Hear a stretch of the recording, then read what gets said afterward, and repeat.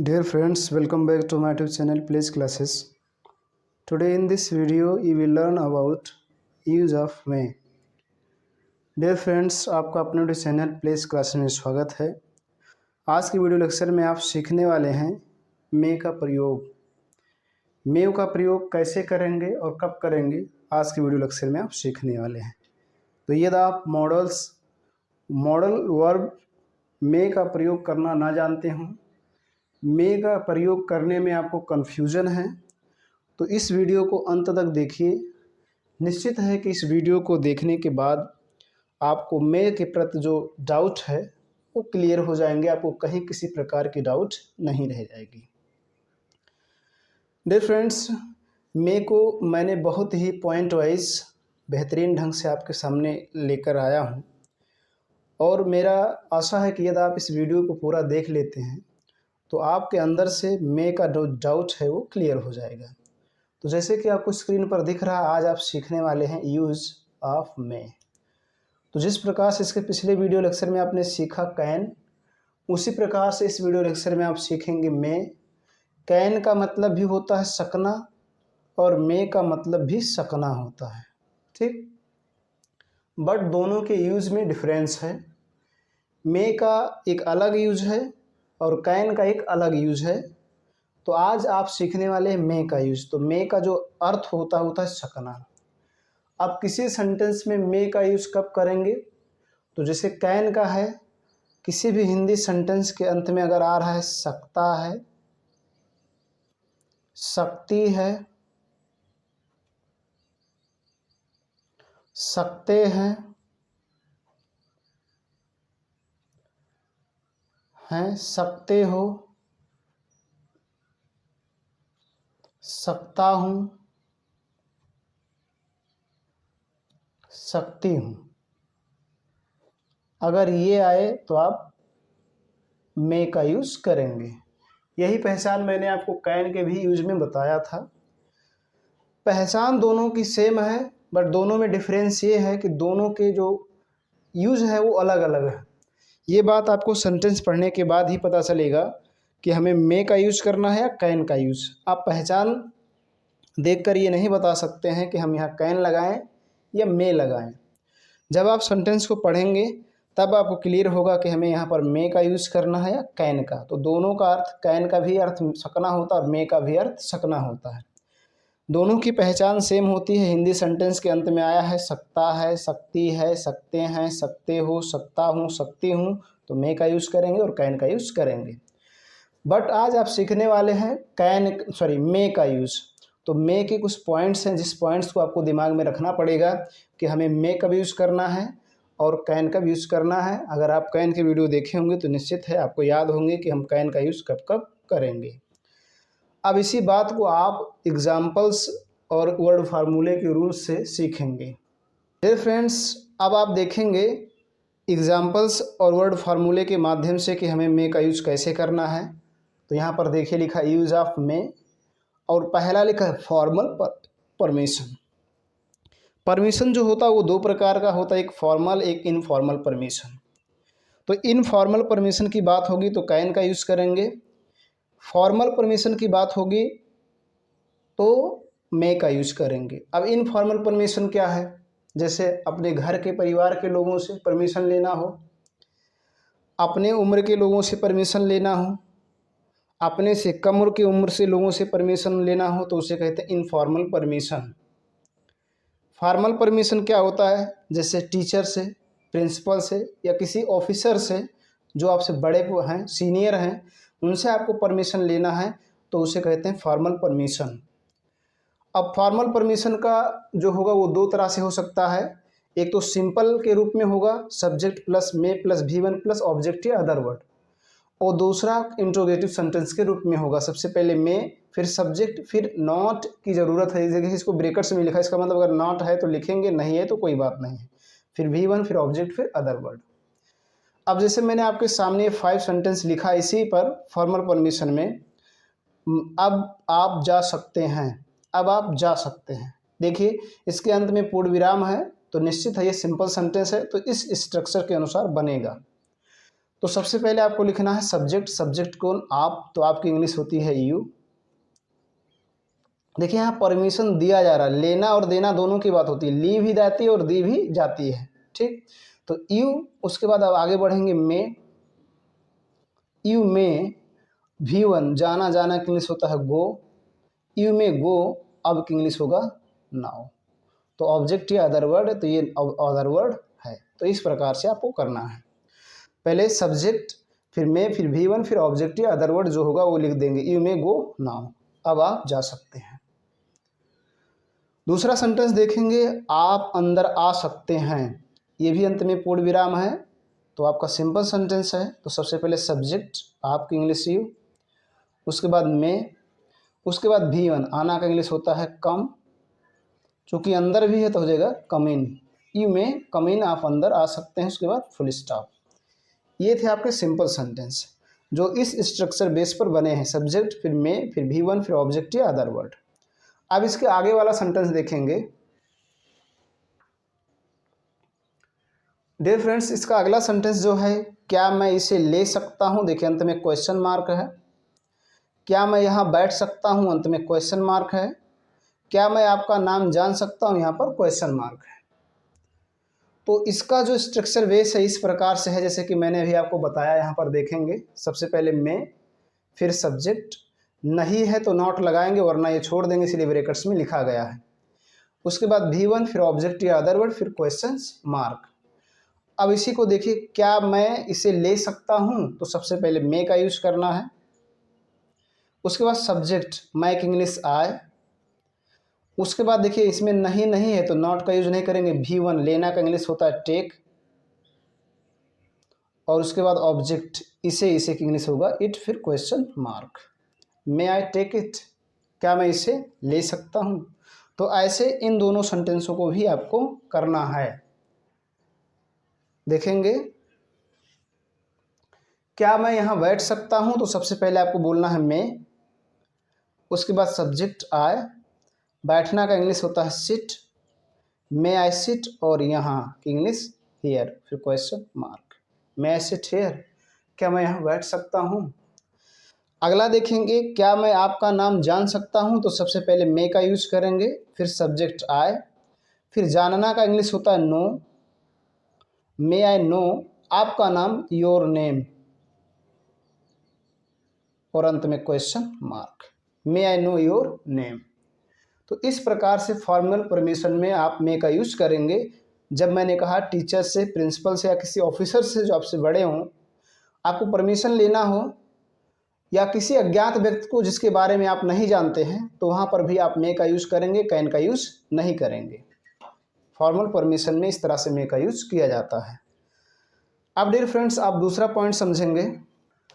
Dear friends, आपके सामने दूसरा पॉइंट्स है विलेस, कर्स, विश, प्रे। प्रे के लिए ये 4 पॉइंट्स हैं। विलेस, विलेस मीन्स होता है आशीर्वाद, किसी को आशीर्वाद दिया जाए, मे का यूज।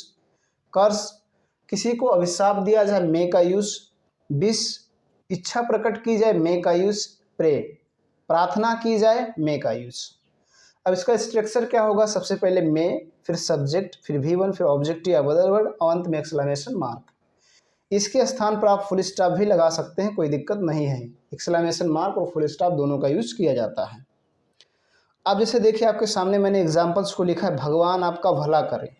बताइए इसमें क्या है, आशीर्वाद है। दूसरा, तुम नर्क में जाओ, इसमें क्या है, कर्स है, अभिशाप है। भगवान आपकी रक्षा करे, इसमें क्या है, विश है, इच्छा प्रकट की जा रही है। और इसमें देखो क्या है, भगवान करे तुम IAS बन जाओ, इसमें एक प्रेयर है, प्रार्थना है। तो सबसे पहले आपको मे का यूज करना है, इसलिए मैंने स्ट्रक्चर भी लिख दिया ताकि आपको कोई दिक्कत ना हो। सबसे पहले मे का यूज करो, मे।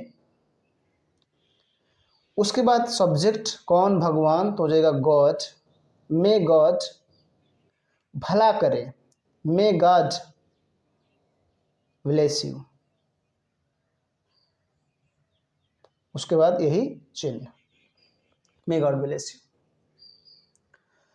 अगला देखेंगे, तुम नर्क में जाओ, तुम नर्क में जाओ। देखिएगा इस भी एक्सक्लेमेशन मार्क्स हैं, ध्यान रखिएगा, पूर्ण विराम नहीं है। तो सबसे पहले मे, आपको सबसे पहले मे लगाना है। उसके बाद सब्जेक्ट तुम की इंग्लिश यू, और जाना की इंग्लिश होता है गो टू, नर्क की इंग्लिश होता है hell. May you go to hell, तुम नर्क में जाओ। अगला है भगवान आपकी रक्षा करे, तो सबसे पहले मे, उसके बाद भगवान की इंग्लिश गॉड, और अच्छा करना का इंग्लिश होता है सेव, और आपकी तो यू, उसके बाद एक्सक्लेमेशन मार्क। सबसे पहले मे, फिर सब्जेक्ट, फिर V1, फिर ऑब्जेक्ट या अदर, फिर exclamation mark. May God save you, भगवान आपकी रक्षा करे।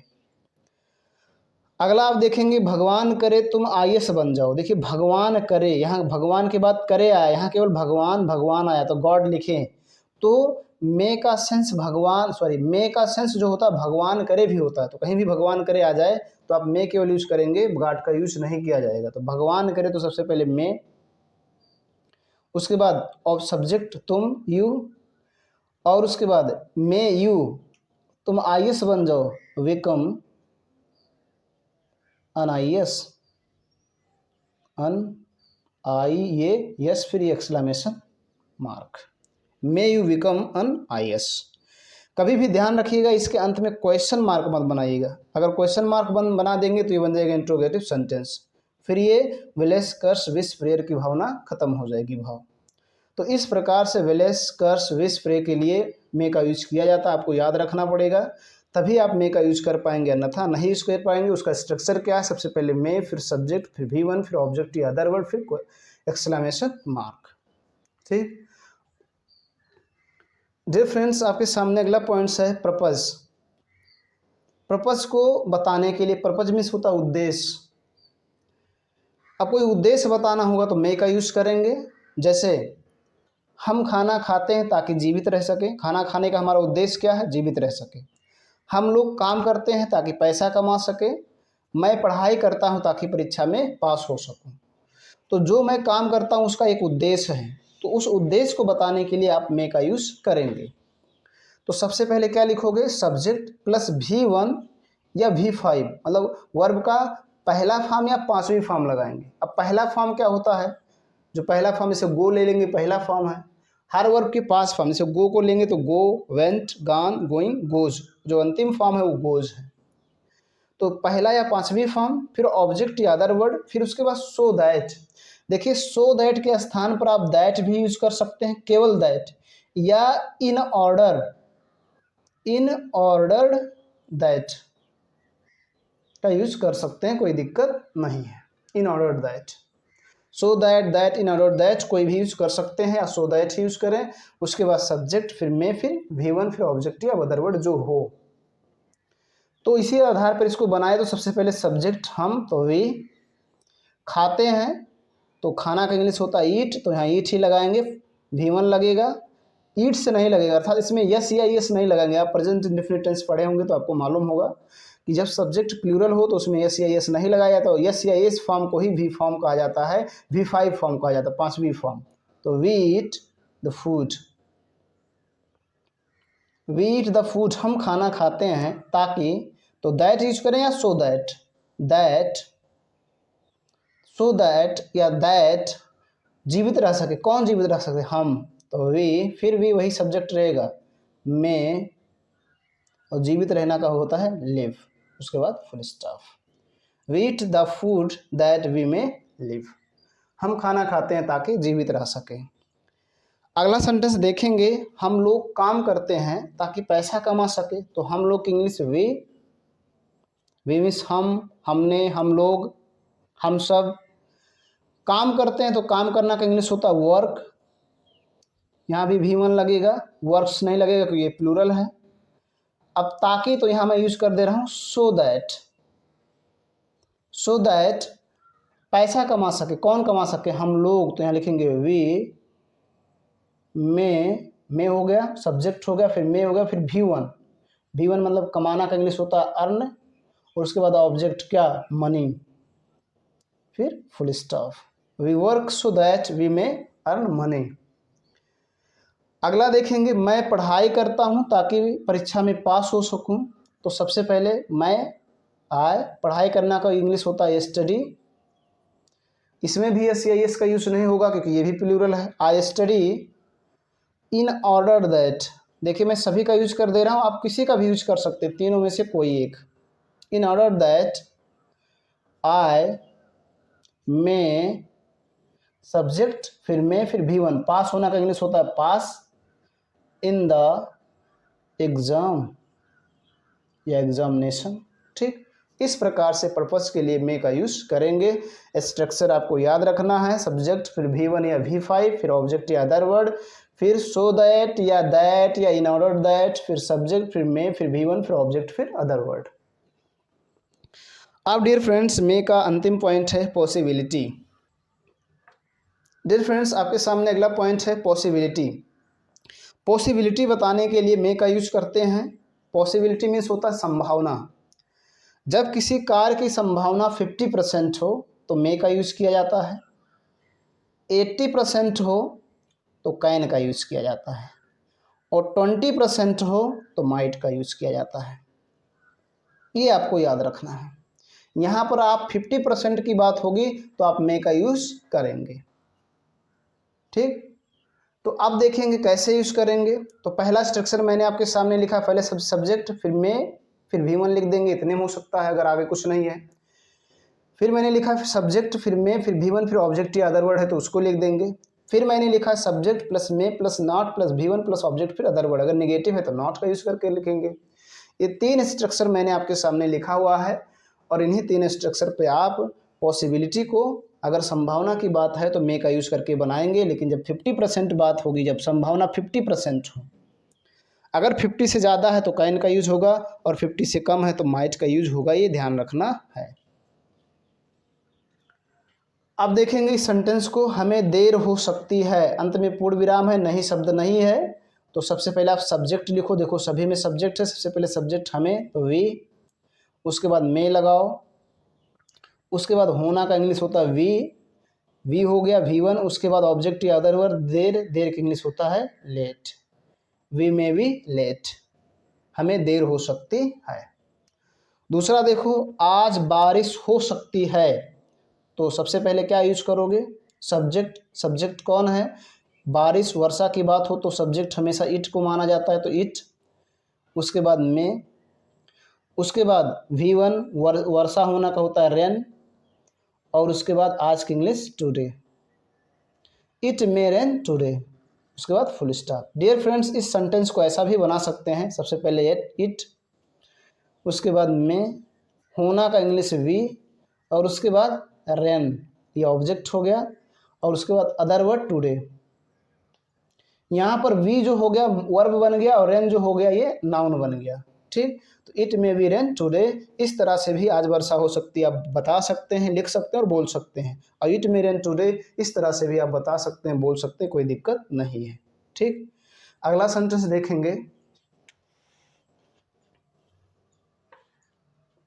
डियर फ्रेंड्स आपके सामने अगला सेंटेंस है, वो परीक्षा में फेल हो सकती है, तो सबसे पहले वो हो सकती है तो स्त्री है तो सी का यूज करेंगे, उसके बाद में सी में, उसके बाद फेल होना का इंग्लिश फेल, उसके बाद इन द एग्जाम,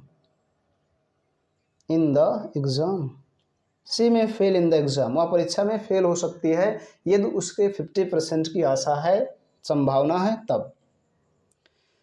अगला देखेंगे, वो लोग यहाँ आ सकते हैं, तो वो लोग की इंग्लिश होगा दे, उसके बाद में, उसके बाद V1 आना का इंग्लिश होता है कम, और यहाँ की इंग्लिश होता है हियर, दे में कम हियर, वो लोग यहाँ आ सकते हैं।